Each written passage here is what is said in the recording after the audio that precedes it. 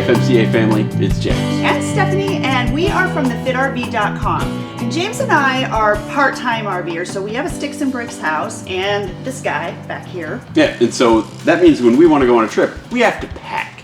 And that's what we're doing now. And so we thought we'd take this opportunity to share with you some of our packing tips that we've learned, most of them the hard way. Yes, and that's true. We've been RVers for, almost 10 years now or something. And so we have learned a lot on the road. So here's our favorite tip, and that's in general just to pack light. Yeah, so there's a technical reason for this, and that's that you don't want to make your vehicle, your RV, be overweight, especially if you have a smaller one with less capacity. Yeah, but it also helps kind of free you up on the road too. You have less stuff.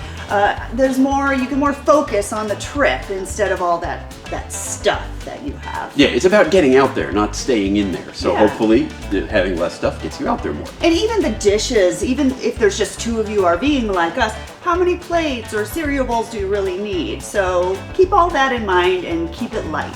Yeah. Our second tip is to use packing lists. Now we have some that we have developed over the years. Yes, and they're actually on the FitRV website, so you can come on over to our website if you want to see our list. But the main thing with the packing list is I kind of think of it like going to the grocery store without a grocery list. So what happens that's a bad when idea. you go to the grocery store without a grocery list? You're gonna buy too much stuff, you're gonna forget stuff, and then you always end up running back. So that's how packing is without the packing list. Remember when I used to forget the toothpaste all the time before the list? That was my thing. It became a running joke with us. But I don't forget the toothpaste anymore because we use packing lists. And we have it not just for like your own personal stuff, but I even have a checklist that I use for the RV before I take off. Yeah, so we have those kind of lists as well. Okay, so another tip that we have is avoiding breakables in the RV if possible. Because remember, your RV is like a rolling earthquake going along. Yeah, so, and that means not only like cups and glasses kinds of things, and we use Nordic ware, like it's a microwave safe BPA-free plastic that we use for dishes, but that extends also to things that you like groceries. If you can get ketchup in a plastic bottle instead of a glass bottle. Yep, things in the fridge, keeping that plastic works a little better too. Yeah, and you won't break anything that way. Yeah.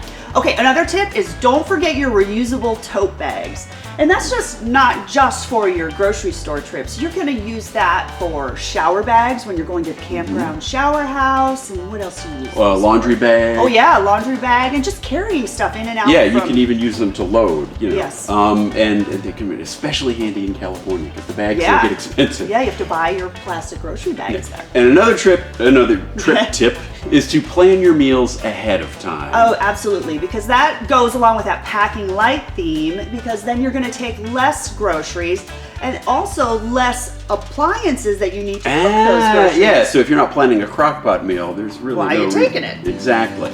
All right. So those are kind of our big 5 tips for packing your RV. Yes. Speaking of packing, we need to get going on that right now. Get back at it. All right, you guys. See you Thanks on a the lot. road.